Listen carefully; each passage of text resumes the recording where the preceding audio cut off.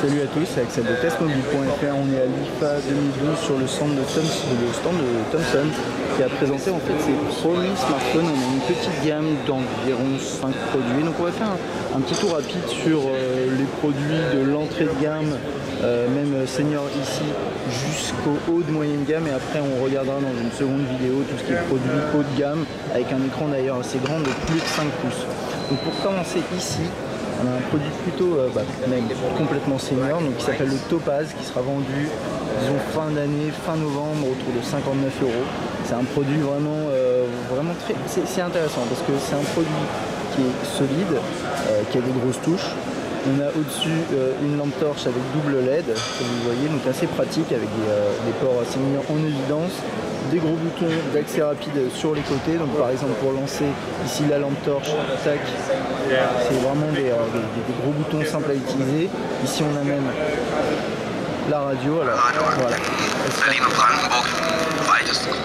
Donc là on capte pas très bien, mais ce qui est intéressant avec la radio, c'est que l'antenne est intégrée, c'est quelque chose qu'on trouve très rarement et qui est assez agaçant parce qu'on doit mettre les écouteurs. Là on l'a pas sur celui-là, c'est plutôt sympa. Puis ensuite après au niveau de l'interface c'est très simple. Ce qui est assez amusant, assez pratique également, c'est que quand on appuie sur les touches, ça va nous dicter le numéro, ça va nous dire le numéro sur lequel on vient d'appuyer. On a tout ça, des fonctionnalités assez limitées, et ce qui est intéressant c'est qu'on est aussi ici en dual SIM. Et la plupart des terminaux d'ailleurs mobiles de Thomson, on va pouvoir voir son dual SIM. Voilà, donc ça c'était pour le Topaz. Ensuite ici, on a un deuxième produit qui est toujours senior, ça s'appelle le Seria S, et qui est assez original en termes de concept. C'est vendu avec une docking station qui est en fait une sorte de combiné. Par contre, ce qu'il faut comprendre, c'est que c'est un combiné qui permet justement d'utiliser les fonctions téléphoniques du mobile. Donc qui utilise le forfait du mobile. Là on a un mobile qui s'enlève du dock, qui est du même type finalement que le Topaz, hein. C'est un mobile avec des grosses touches, avec la touche de sécurité derrière qu'on retrouve ici. Donc une fois qu'il est docké, on va avoir la possibilité d'utiliser cette touche. On a les contacts en accès rapide ici, les touches de volume. Alors au niveau du dock, c'est pas forcément le form factor, le design définitif, hein. Là ils sont en train de retravailler un petit peu le truc. Et niveau prix et niveau disponibilité, on sera plutôt autour de décembre, entre 100 et 120 €. Ça reste encore un petit peu à déterminer. Voilà pour ce produit. Ok, ensuite on va passer à l'entrée de gamme vraiment de produits très similaires ici. Donc au niveau des specs, on est sur quelque chose de très proche. Donc c'est des petits mobiles d'entrée de gamme. Ici on a du dual SIM. Par contre on a un appareil photo quand même, hein, sur les deux, ce qui est plutôt rare on va dire. Rapidement sur les prix, celui-là qui s'appelle le Nimble, il va être proposé à 29 € nu, malgré le fait qu'il y ait justement un appareil photo. Et je trouve que ça c'est un bon point, c'est que Thomson essaye de proposer des prix assez peu élevés, et tout en ayant des spécificités, des specs, des équipements intéressants. Donc là par exemple on a un appareil photo VGA, on a une flashlight, une lampe torche avec une LED là-haut, on a un système double SIM qui est également présent sur celui-là, qui s'appelle le Salto.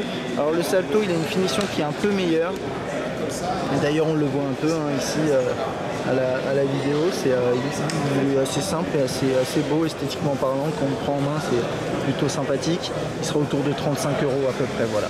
Donc on a deux produits avec des specs assez basses, c'est pas fait pour ça, c'est des produits d'entrée de gamme, mais qui ont un équipement intéressant et surtout qui ont un prix qui est très bas, ce qui reste intéressant. Voilà. Et il devrait proposer, bien sûr c'est des prix nus, hein, 35 €, 9 €, et c'est ça qui est sympa, c'est que vous avez du dual SIM, vous pouvez l'acheter en dehors sur des sites commerçants comme Cdiscount, etc. Et ensuite prendre votre forfait sans engagement et avoir deux SIM dedans. Enfin, c'est plutôt pratique. Ensuite, on a le X-Link 3.5. Alors ça c'est un produit un tout petit peu plus cher. C'est un smartphone sur Android 4.0 qui sera vendu autour de 100 €, 99 €. Au niveau des specs, donc, on a un écran 3.5 pouces, alors désolé pour les reflets, c'est un peu galère. On a un écran 3.5 pouces, il tourne sur Android 4.0 avec une mise à jour Jelly Bean qui est prévue. Qu'est-ce qu'on a? On a un appareil photo 5 mégapixels, alors regardez pas l'arrière, puisqu'en fait ça va être cet arrière là qui sera proposé sur ce X-Link 3.5. On a du double SIM également, on a un processeur à 1 GHz, c'est du single Core, 512 MO de RAM. C'est à peu près tout, une batterie 1200 mAh, voilà. Donc ça, c'est du Android 3.5 et c'est, bon, je peux pas l'allumer là, mais vous le verrez tout à l'heure avec sur le Xview 2 et 3. C'est du Android de toute façon de base, il n'y a pas de surcouche, en tout cas sur ces terminaux qui ont été dévoilés à l'IFA. Ensuite on passe sur le X-Link 4.0, donc 4.0 c'est pour la taille de l'écran, hein, vous l'avez compris tout ça.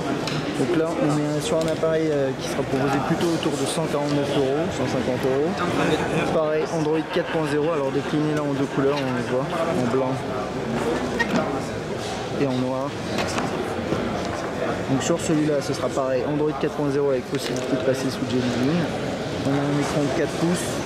Une caméra 5 mégapixels avec flash LED, double SIM également. Et au niveau du processeur, on est sur un processeur single core 1 GHz, c'est une batterie de 1500 mAh, ce qui devrait être pas mal sur du 1 GHz de ce type. Et encore une fois, il n'y a pas de surcouche hein, sur ce genre sur ces appareils. Voilà, là on est sur un design assez intéressant, avec une petite couche légèrement chromée en plastique.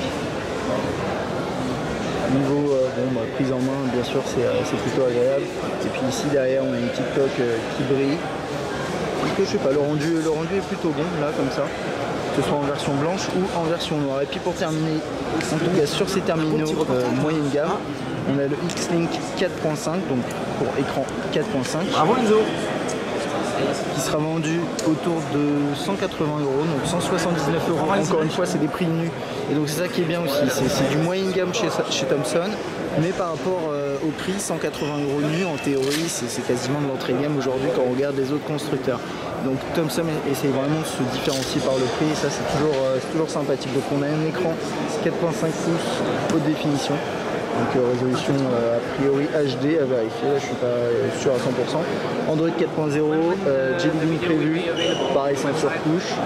Un appareil photo 5 mégapixels avec flash LED, double SIM comme l'autre. Processeur 1 GHz, c'est une batterie de 1500 mAh. Encore une fois, voilà, on a des specs très similaires finalement sur tous ces terminaux de moyenne gamme.